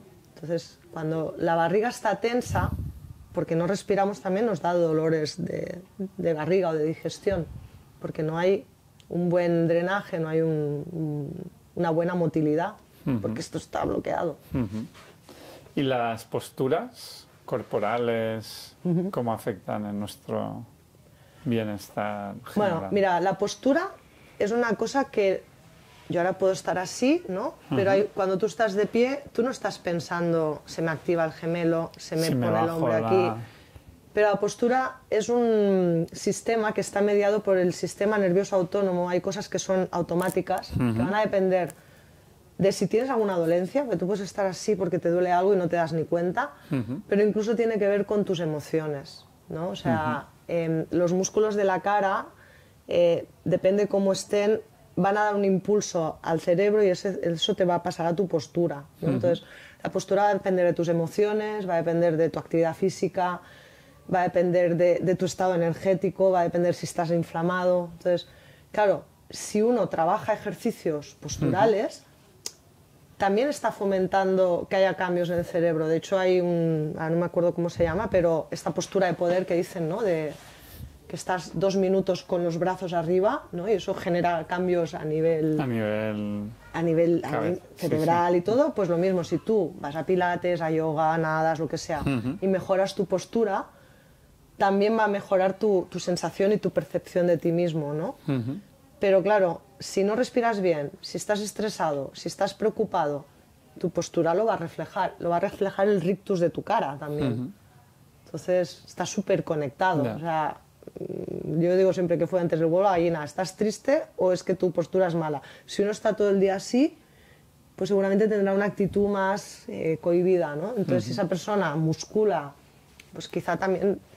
Pero es más fácil que tu postura cambie, si cambias aquí, si es un tema emocional. Y lo otro es un tema pues, físico. Si estás todo el día así, yo veo todo el día cuellos totalmente fuera del eje de los hombros. ¿Por qué? Porque estamos así. Entonces eso se va fijando y luego no hay manera de ponerte recto porque has estado muchas horas así, ¿no? Entonces, evidentemente, el mal uso también va a afectar en la postura. Y claro, tienes que ser capaz de detectar esas señales de que algo no estás haciendo bien, ¿no? Las señales te las da el cuerpo. Dolor de cabeza, me duele la cervical, taquicardias. O sea, el cuerpo siempre te va a avisar. Lo que pasa es que normalizamos esas señales y nos acostumbramos a ellas. O sea, no nos damos cuenta de que el cuerpo nos está avisando de algo porque como yo siempre tengo dolor de cabeza, pues no pienso que sea mi postura o que tengo un problema de la visión con las cervicales, porque mis músculos de los ojos están cansados y me están conectando con mis músculos suboccipitales y eso me acaba generando un dolor de cabeza. Y es un tema de horas de ordenador, ¿no? Claro, lo que pasa que en realidad es como antes decíamos, ¿no? De ir a hacerte un chequeo sin que estés mal. Aquí parece como que tienes que llegar a que algo no vaya bien, te duele la cabeza y tal, para darte cuenta de que no estás... Sí, es que en nuestra, dile, sociedad o manera, o cultura, o país, lo normal es que acudamos a consulta cuando algo ya no va bien, ¿vale? Sí que una vez tú ya has entrado en el autocuidado, la gente a veces empieza a ser más consciente y a veces ya me vienen o ya nos vienen o ya van al médico porque están notando un signo, quizá no esperan tanto, ¿no? Y también fallo nuestro, yo muchos años le decía a gente, si estás bien no vengas. Pero yo también me he ido haciendo mayor y he ido viendo también la gente, digo, no, ven ni que sea cada 6 meses o una vez al año. Y cuando le digo a alguien, no vengas en un año, es que está haciendo las cosas muy bien. Y yo le felicito, digo, mira, te veo muy bien, sigue así, no vengas, a no ser que pues, tengas la mala suerte de tener un accidente o aparezca algún síntoma, ¿no? Evidentemente, pero porque tú ya estás en ruta, como digo yo, en velocidad crucero, tú ya estás haciendo las cosas bien, entonces tu cuerpo no se queja. Tú puedes tener una dolencia una semana, porque has estado más estresado, pero tú sabes que ya está más estresado, ahora vuelvo a hacer deporte, pam, y me autorregulo. También es bueno que cuando tú ya tienes tu referente, ya sabes dónde tienes que ir. Entonces te autogestionas, pero para eso muchas veces habéis necesitado la ayuda de entender qué es tu velocidad crucero, qué es estar bien, qué herramientas te ayudan a autogestionarte. Entonces, para mí es ideal cuando alguien no viene a verme en 2 o 3 años y me dice, es que he estado bien. Hicimos a lo mejor mucho trabajo un año, ha ido un autoaprendizaje, el autoconocimiento es muy importante, y luego pues tú ya te mantienes. Pero claro, si nunca... Yo hay gente que me dice, no, es que nunca me ha dolido nada, nunca me ha pasado nada, y yo siempre digo, pues mira, suerte, eres de ese porcentaje pequeño que no has tenido grandes signos, te exploro, te veo, no te veo muy mal, pues hay gente, no todo el mundo... Sí, no. Pero también es como tú te adaptas, ¿no? Por ejemplo, lo que decíamos del estrés, a lo mejor 2 personas tienen el mismo trabajo y uno lo vive fatal y le da 1000 síntomas y el otro es feliz como una perdiz, le encanta lo que hace, no lo percibe como estrés, entonces va a cambiar mucho el cuento, ¿sabes? Entonces no todo el mundo va a tener tantos síntomas, pero por desgracia yo lo que vengo observando en todo este tiempo es que cada vez tenemos más síntomas debido al estrés. Y el estrés no es que me pase algo, el estrés es los estresores, las noticias, las ondas electromagnéticas, la polución, la situación mundial. Entonces todo eso nos impacta, ¿no? No estamos tranquilos. Entonces a veces uno no tiene, pues más o menos come bien, más o menos hace deporte, más o menos no tiene problemas, pero su cuerpo está estresado porque está recibiendo un montón de inputs que nos estresan también. Entonces eso no te va a matar, no te va a dar problemas graves, con lo cual a lo mejor no va a ser un motivo de consulta, porque te notarás más o menos tenso, pero a lo mejor no es suficiente como para que tú lo veas importante. Pero claro, si ese estrés se sostiene, y un día viene un estrés más fuerte, entonces tú ya de base no ibas bien, que es lo que un poco tendríamos que hacer todos, decir, bueno, yo, ¿cómo llevo mi mochila? ¿La tengo bien? Estrés tenemos todos, pero ¿cómo me adapto yo al estrés? Si no estoy siendo capaz de adaptarme bien, pues a lo mejor tengo que ir a ver cómo me tomo las cosas aquí, que a lo mejor mi cuerpo ha acumulado cosas que no me he dado cuenta, ¿no? Entonces, no está de más hacerse un chequeo general, como pues eso. Mira, hace mucho que no voy al dentista, voy a ver si me encuentro una caries. La caries tú no te enteras que la tienes, pero está ahí. Y si va más y va más, si no la pillas a tiempo será un problema, ¿no? ¿Y vuestro proyecto es para todos los públicos o, digamos, económicamente? Digo, sí, ya te he entendido. ¿Lo has entendido? Lo he entendido. Mira, yo creo que es para el gran público. Evidentemente, por desgracia, hay gente que no va a tener los recursos, pero te diría que somos para el 70% de la población, 80%, no lo sé, ¿no? O sea, es para el público en general, porque el precio es razonable para lo que hacemos. Y yo siempre digo, con perdón con los dentistas, pues es mucho más caro ir al dentista, ¿no? Pero tenemos un precio razonable y adecuado, ¿vale? No es un precio elitista, ni mucho menos. Yo, de hecho, siempre he defendido mucho mi profesión y digo, bueno, porque yo trabajé con mis manos, ¿no? Porque muchas de las técnicas que yo practico son manuales, no tengo por qué regalarte el trabajo, porque yo he estudiado, me he formado, te estoy dedicando un tiempo, ¿no? Entonces, a veces parece que si te lo hace una máquina, vale más caro, ¿no? Entonces, lo que nosotros ofrecemos, que de alguna manera a veces, yo digo, es medicina manual, y ya no es manual, pues es ayudarte en tus hábitos de vida, entrenarte los músculos, trabajar tu cabeza o tus emociones. Todo esto está en un precio de mercado muy razonable, no son cosas prohibitivas. Ahora, la gente dice, jo, es que es dinero ya, pero ¿en qué invierto? O sea, pues no salgas a cenar tanto los 2-3 próximos meses. O sea, no, pero a nosotros nos gustaría en un futuro no muy lejano, pues tener algún tipo de programa para gente con menos recursos, porque al final la salud es para mí importante para todos, ¿no? Entonces, ya sea en modo de poder dar charlas y explicar cómo se tiene que comer, esto está en nuestra vuestro programa. Exacto. En la alimentación, que dices que es una de las cosas importantes y que te preocupa. Yo, por ejemplo, confieso, soy adicto al azúcar. No sé por qué me lo he imaginado, cuando lo has dicho. Sí, hombre, lo sacaba ahí por algo, ¿no? Entonces, como muchos helados, como chuches tantas o más que mis hijos, y me cuesta mucho no hacerlo. O sea, diría que soy adicto, o sea, cada uno es adicto, ¿no?, a cosas, pero yo es como que por las noches necesito eso, o comer un helado o chocolate o algo que me activa, que es lo que no tengo que hacer por la noche porque se supone que hay que ir. Y duermo bien. No sé si será porque corro demasiado. También. Pero bueno, ¿qué recomendaciones harías a alguien como yo, que creo que debe haber más de uno? Soy una exadicta al azúcar, vale. con lo cual... ¿Conoces de qué va el tema? Conozco de qué va el tema y de hecho, cuando yo era mucho más joven, yo lo decía, yo tengo una adicción al azúcar y estos términos antes no se utilizaban, ¿no? Y yo decía, no, es que tú eres adicto a fumar, pero yo noto que soy adicta al azúcar. Ahí hay un tema de que tu cuerpo está muy acostumbrado a tener ese azúcar. Esos picos, ahí, ¿no? Entonces tiras mucho de lo que se llama seguramente pues, la vía glucolítica, ¿no? Entonces también hay gente que tenéis una tipología que quemáis más y consumís más, ¿no? Entonces, ¿qué pasa? El problema del azúcar es que, entre otras cosas, acidifica en teoría el pH sanguíneo, que, bueno, nos inflama también más, nos genera, pues esto, excitación, evidentemente tiene un impacto a nivel de salud bucal y todo.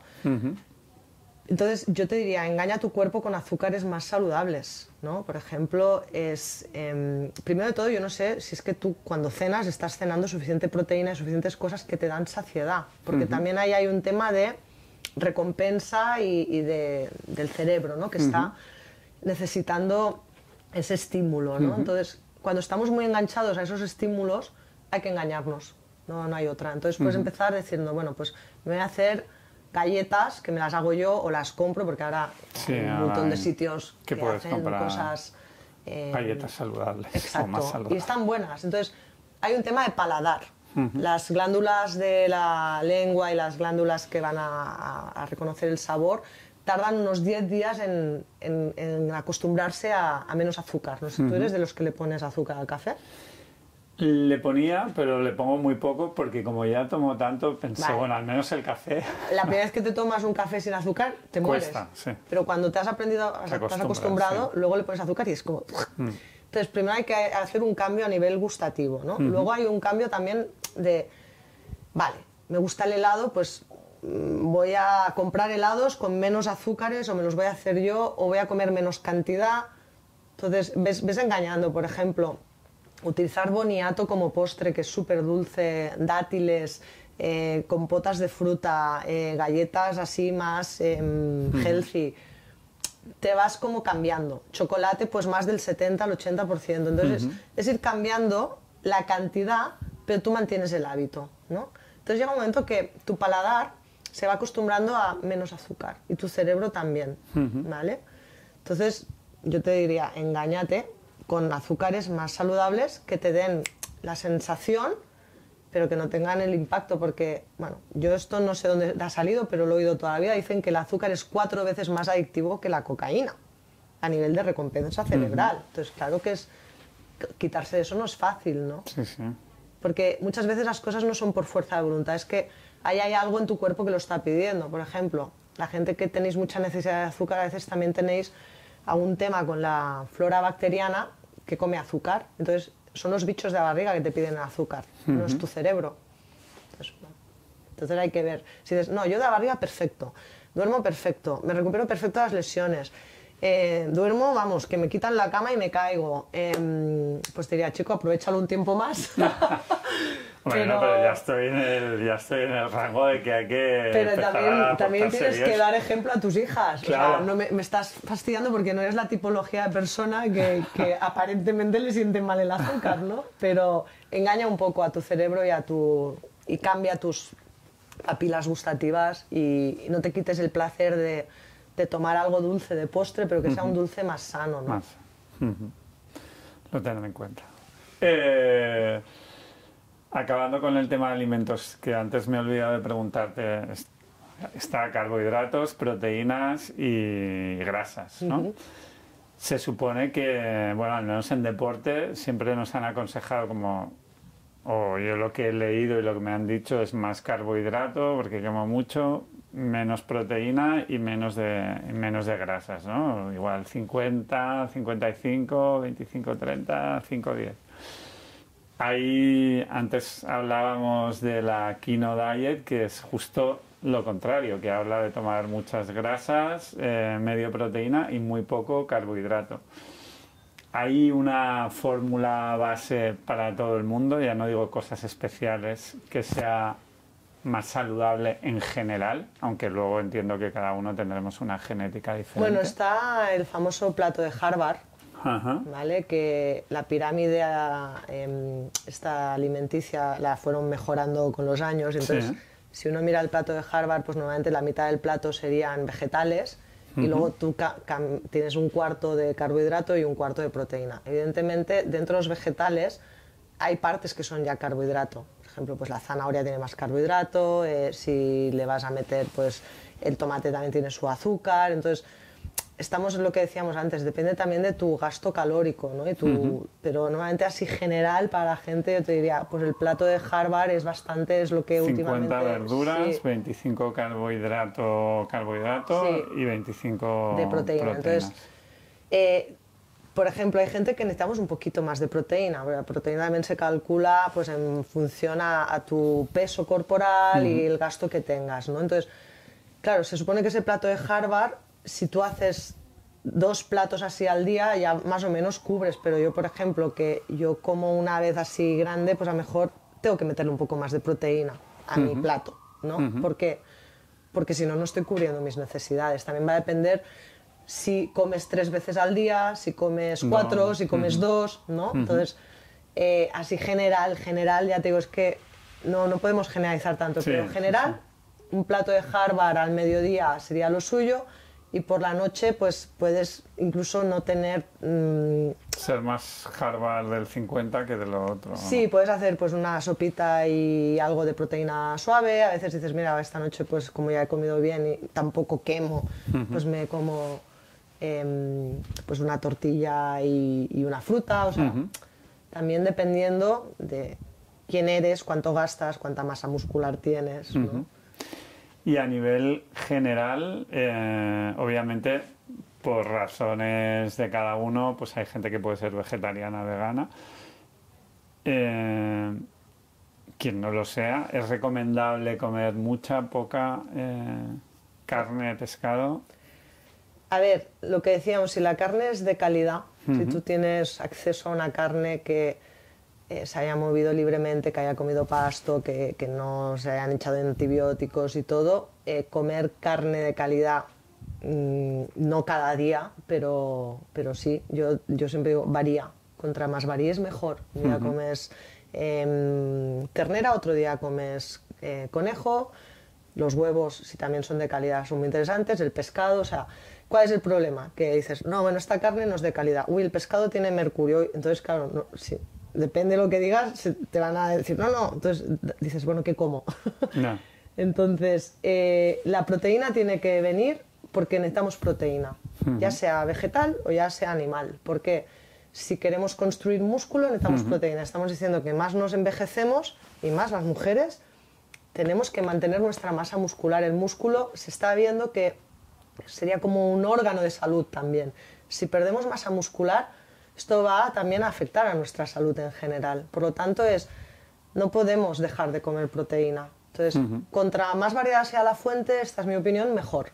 Claro, una persona que es súper vegana y que por convencimiento no quiere proteína animal, pues yo le recomiendo que tenga a alguien que le ayude a mejor a suplementar o a comprobar que está teniendo todos los aminoácidos esenciales y todo, ¿no? Porque a nivel de proteína, digamos, si no es animal, hay suficientes alimentos que tengan proteína como para llevar una dieta sana sin tomar... Ahí hay dos escuelas, digamos, las que te dicen que sí y las que te dicen que no, ¿vale? Por ejemplo, pues en otras culturas no comen tanta proteína animal. Entonces, dicen que en teoría hay combinaciones de legumbres con cereales y todo, y que hay alimentos vegetales que tienen más proteína que la carne. Entonces todo esto está cada vez más en auge, ¿no? Entonces, claro, llevarlo balanceado, ese es el problema, ¿no? Si tú optas por esa alimentación, tienes que estar bien asesorado por un nutricionista, es mi opinión, ¿no? Yo soy de la opinión de que somos omnívoros, pero cuando estudias un poco la alimentación de las diferentes culturas, mira los esquimales, ¿no? Comen proteína y grasa, básicamente. Y hay tribus que todavía tienen un modo de vida de cazador-recolector, pues que comen a mejor animales pero más pequeños, ¿no? Entonces, en el planeta hay muchas maneras diferentes de comer, y entonces yo me fijo más en las culturas que tienen menos enfermedades modernas, ¿no? Cómo comen. Entonces, hay algo de proteína animal en esas culturas, pero quizás no tanta como comemos nosotros, ¿no? Pero la hay, ¿no? Entonces, a lo mejor tienen menos variedad y repiten mucho y están bastante bien de salud también, ¿no? Entonces, ¿qué hacen estas culturas? Quizá no comen tanta cantidad, variado de estación, y tienen también pues los alimentos a los que están acostumbrados, porque eso también es importante. Genéticamente tenemos unas predisposiciones, ¿no? Entonces, para mí hay que comer proteína de los dos orígenes, es mi opinión. Pero si una persona es muy vegana, o una persona, por ejemplo, tiene un intestino mal y no puede comer legumbres, pues las tiene que sacar de otra fuente, ¿no? Las proteínas. Pero la proteína es necesaria para construir masa muscular. Y a nivel de carbohidratos, ¿qué tipo de carbohidratos son más saludables? Los que tienen menos índice glicémico, quiere decir que los que cuando los metes en sangre, en el cuerpo, no se te dispara tanto el azúcar. Ahí hay las tablas clásicas de cantidad de carbohidrato y cantidad de índice glicémico, es decir, de azúcar. Pues no es lo mismo 100 gramos de pasta que 100 gramos de plátano, ¿no? Entonces, se recomienda... ¿Qué es mejor?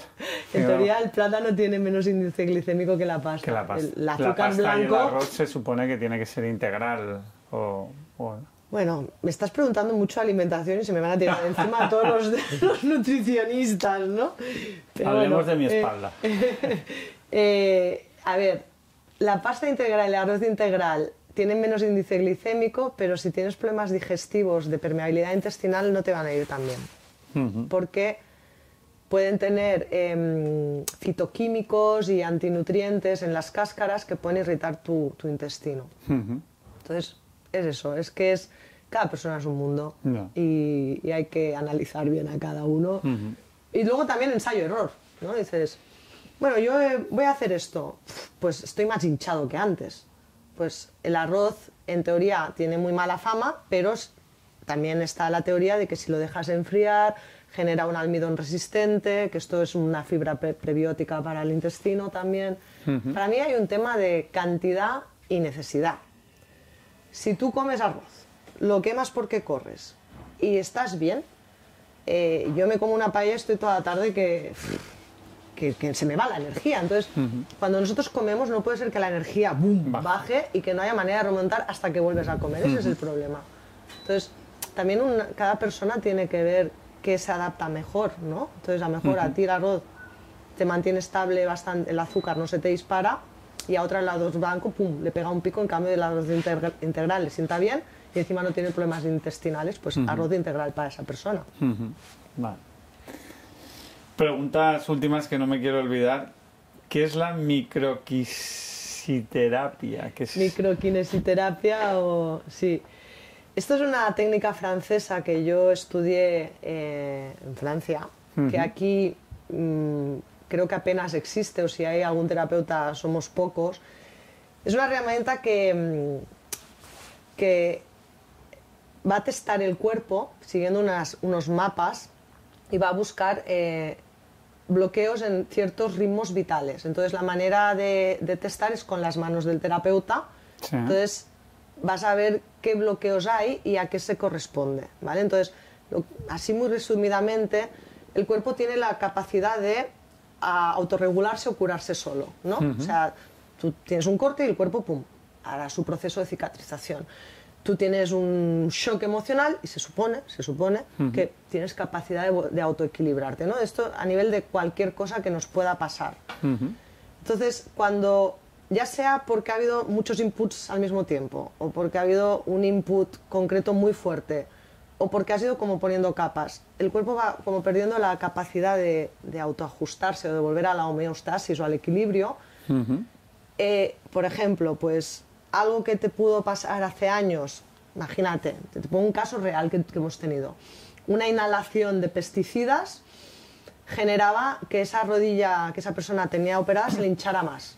Joder. Entonces, ese estrés en el cuerpo puede estar dando un síntoma que tú nunca de la vida relacionarías, pero que está porque no se ha ajustado esa agresión, ¿no? Entonces, es una técnica difícil de explicar, pero en realidad tú vas buscando qué bloqueos tiene el cuerpo, ya sean de traumas físicos, toxicidad, etapas de vida, o sea, puedes testar a varios niveles, te va a decir qué está bloqueado y qué lo ha bloqueado, y tú puedes como devolverle la información al cuerpo a través de estímulos manuales concretos que le vamos a dar como a ese ritmo otra vez un empuje para que resetee. Sería como ver que ficheros están en el ordenador que están mal y limpiarlos, ¿no? Ajá.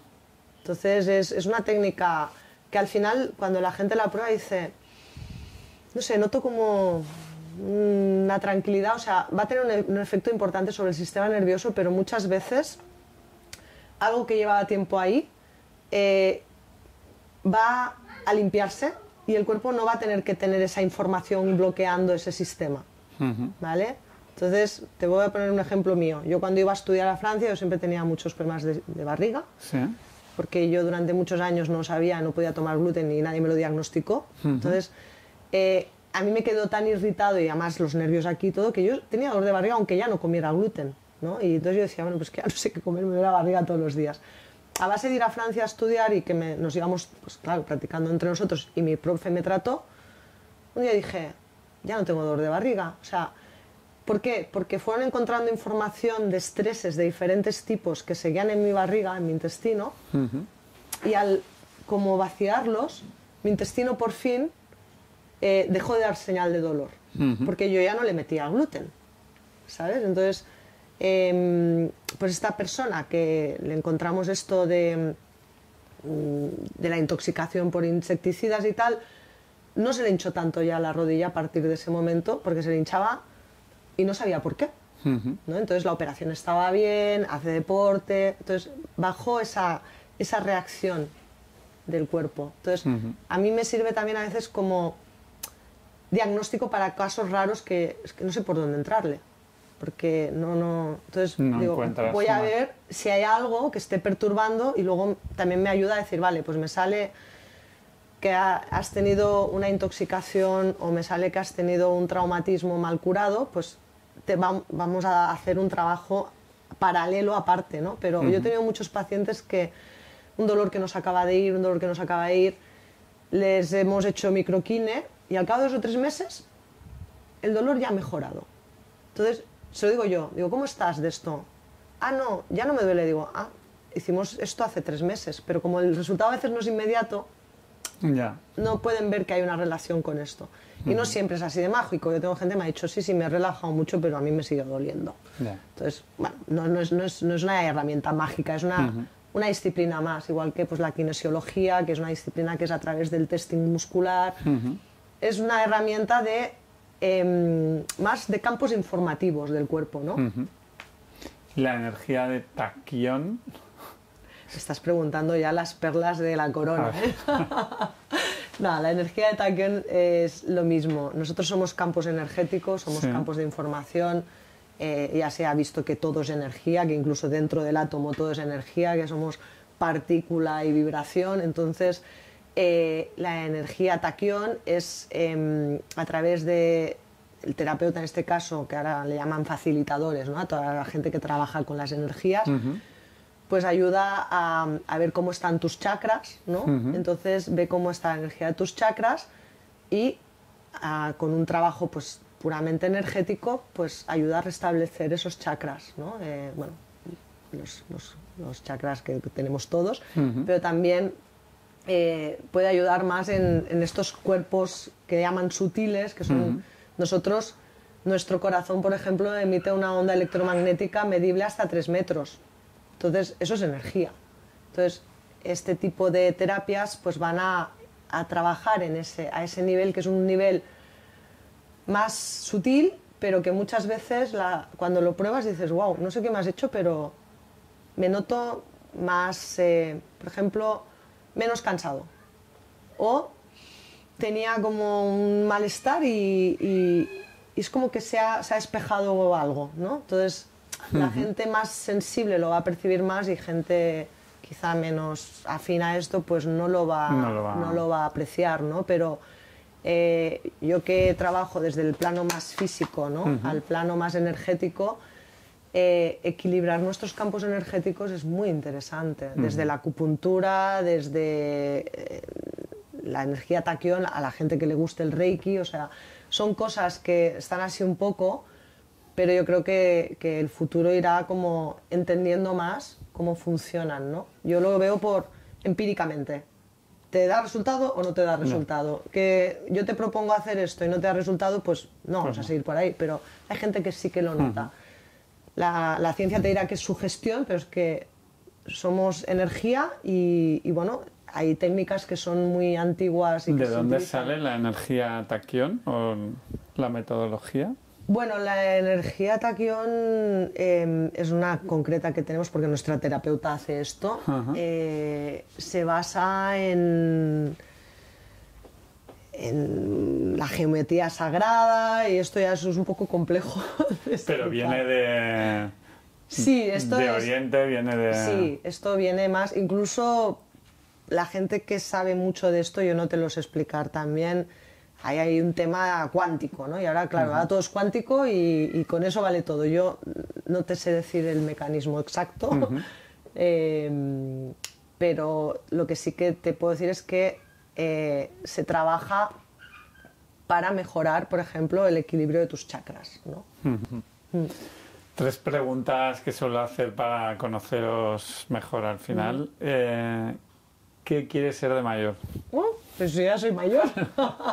Yo quiero ser una viejita saludable. Saludable. Sí. O sea, tienes que seguir todo lo que te he preguntado antes. Bueno, yo ya es mi estilo de vida. Yo vivo así hace años y mi lema es solo puedo mejorar, porque cada vez que voy a un curso, a una formación, aprendo algo, digo, wow, es que esto debería saberlo todo el mundo porque todo el mundo tiene cuerpo, ¿no? Y todo el mundo tiene bueno, pues tiene que ser para mí que puedas, por ejemplo, envejecer siendo una persona autosuficiente, ¿no? Entonces, yo de mayor quiero ser esto, pues una viejita saludable, que haga deporte, que pueda seguir de alguna manera compartiendo pues, mi pasión pues, por la salud de las personas y el bienestar de las personas. Y pues eso, quiero ser conferenciante pero también quiero ser una viejita que haga, pues esto, no sé, yoga o baile o algo así activo todos los días. Y pintar, sí, y pastelera de pasteles sanos. Lo que no hiciste, sí,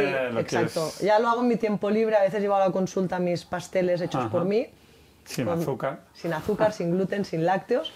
Que están buenísimos. Un día te habrá que probarlos, te voy a hacer llegar uno. Venga, ¿Quieres más, de chocolate o de qué? Chocolate, bien. O sea, soy de todo, pero... Vale, entonces, pues sí, me gustaría poder recibir a gente en una masía que vengan a yo decirles, ¿en qué te puedo ayudar? Va, cuéntame tu vida y ser un poco, pues eso, y dar alguna conferencia de vez en cuando y moverme hasta que me muera, ¿no? O sea, básicamente eso. ¿Qué es para ti ser feliz? Es una pregunta compleja, ¿eh? Pues poder dar las gracias cada día por algo bueno que te haya pasado o por algo malo que lo hayas podido dar la vuelta. Para mí ser feliz es eso, sentirme que funciono, que puedo compartir mi vida con los demás y bueno, poder dar las gracias cada día en realidad con una sonrisa antes de acostarme. ¿Y qué crees que hay después de la muerte? Yo espero entenderlo todo, ¿no? Yo creo que estamos, bueno, que pasaremos a ser parte de esa supraconciencia, ¿no? Y que somos conciencia y que después de la muerte pues hay esa conciencia y que si, es mi opinión, que si no lo haces bien te hacen repetir curso, pero yo ya he pedido que no me quiero reencarnar más, yo ya quiero estar en ese estado. En la conciencia, ya. Mucha curiosidad. Pero mejor esperar un poco, sí, ¿no? Sí, no, yo quiero llegar a los 100. Mi abuela se murió a los 100 años y yo quiero llegar a los 100, pero eso, me gustaría llegar estando bien aquí, siendo yo, ¿no? Y moviéndome hasta el último día, bailando y riendo, ¿no? Entonces, con mucha curiosidad por lo del otro lado, pero no sé, a mí me da la sensación que nos borran la memoria como los Black Men, esto, y que si vuelves no te acuerdas de quién eras. Entonces espero estar ahí pululando. Muchas gracias por tu labor también. Esperamos tu pastel de chocolate sin azúcar, sin gluten. Para todos, ¿eh? Para todos. Te lo haré llegar, ¿eh? Lo compartiremos. Y nada, suerte con tu proyecto y que sigas adelante ayudando a gente. Muchas gracias por la oportunidad y bueno, me lo he pasado súper bien y espero que algo de lo que os he dicho os ayude a nivel seguro físico, de salud y nada, que nos veamos siendo viejos en el futuro. Bailando. Bailando. Gracias. Bailando.